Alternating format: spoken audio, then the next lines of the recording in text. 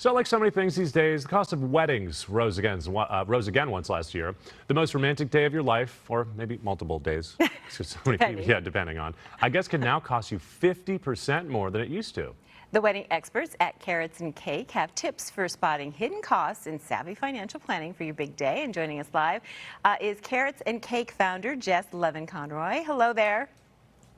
Hi, Mark. Hi, Lynette. Thanks for having us. All right, so we're very interested in this because it's kind of wedding season is coming up. People are talking about this. Planning is usually about big dreams, and then you have to be like, okay, there's a reality here. How do we really set a realistic budget for this day? You said it perfectly, Lynette, is that a lot of people get lost in the romanticism.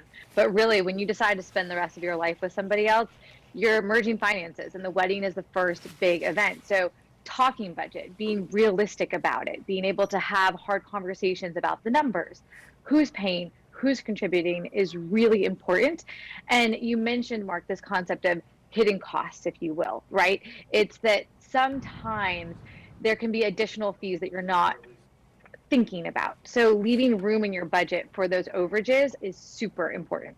I'm glad you talked about those fees because I guess most venues, they require like a payment up front. And what's cool about this, you created a tool to help with that?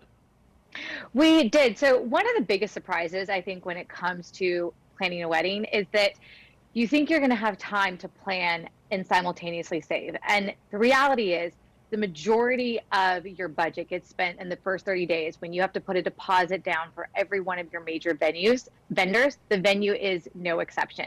So yes, one of the things that we built with Carrots and Cake is the way for couples to have more control over how they spend. So instead of having to pay a large upfront deposit, you're able to split it up into smaller monthly installments, making it easier to afford and budget at the same time.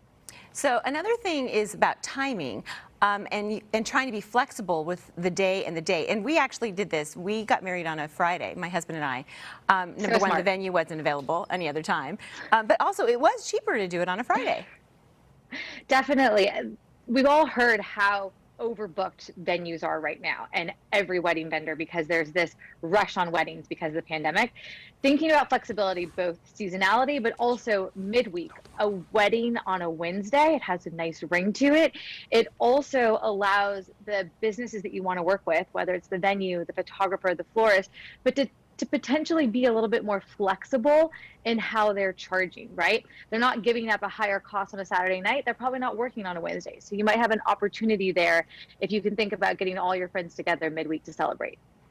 This one sounds a little bit harsh, but you suggest cutting costs by trimming your guest list? Yes, 100%. Really? Oh my gosh, I had way too many people at my wedding.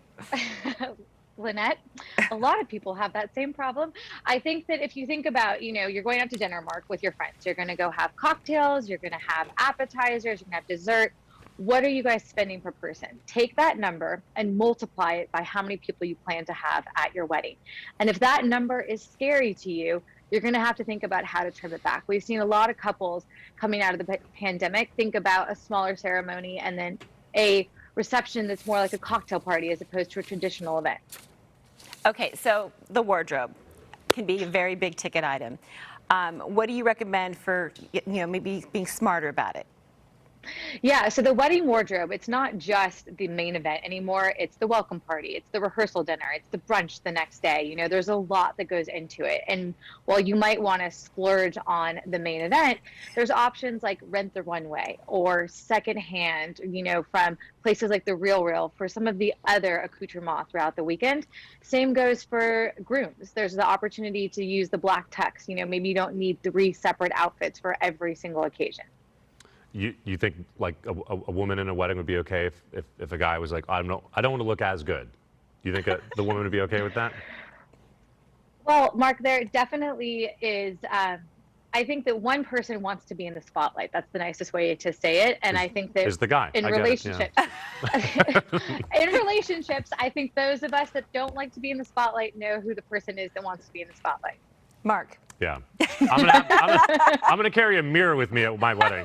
That's how I roll. Hey, but these are great tips, right? Really good tips. And the truth is, people are actually they are talking about this because it is wedding season. And Lynette's gonna marry me. She told me. She said if I ever take the plunge. Yeah, see, I perform a wedding. I'm already married, but I do know how. I mean, I'm a to be the efficient. I'm an well, officiant. There you go. Then you can save the cost. That's- Yes, Mark. You won't and have I to will have do an it for officiant. free. I'm going to be the officiant for one of our photographers' weddings coming up. So I'll give him some of your tips. Thank you so much. For more wedding planning tips, visit carrotsandcake.com. Lots of fun. Thanks so much, Jess. We'll be right back.